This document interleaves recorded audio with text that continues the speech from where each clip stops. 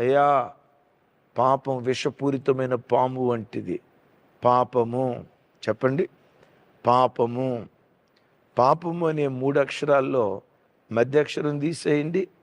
పాపం పాము లాంటిది. ఏ పాము? విషం లేని పాము కాదు, విషపూరితమైనటువంటి పాము. వింటున్నారా? ఏ రోజుకైనా అది కాటేస్తుంది. ఓ మాట చెప్తా, కొన్ని సందర్భాల్లో పాపానికి తగిన శిక్ష శీఘ్రంగా కలక్కపోవటాన్ని బట్టి మనుషుడు హృదయపూర్వకంగా పాపం చేస్తున్నాడట. దేవుడు శిక్షించలేక కాదు, రేపైనా వీడు మారకపోతాడని దీర్ఘశాంతం కలిగిన వాడై నీ మారు మనసు కొరకు ప్రేరేపిస్తూ ఉన్నాడు. కానీ మనిషి ఏమనుకుంటాడో తెలుసా? నీవేమనుకుంటావో తెలుసా?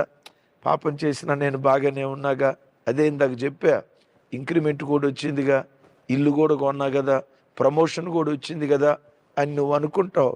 తమ్ముడు, చెల్లి, ఓ మాట చెప్పమంటారా? చెట్టుకు పండు ఉంది. ఆ పండు పూర్తిగా పండిపోతే ఆటోమేటిక్గా రాలిపోద్ది అంతే. పండిన పండు రాలిపోతుంది. పాపం కూడా పరిపక్వమైతే బ్రతుకులు రాలిపోతాయి.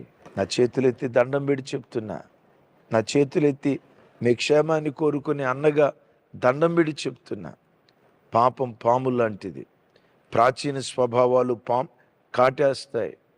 ఏ రోజుకు ఆ రోజు పౌలు గారు అంటారు కదా, ప్రాచీన స్వభావమును దాని ఇచ్చలతో కూడా సిలువ వేయుడి.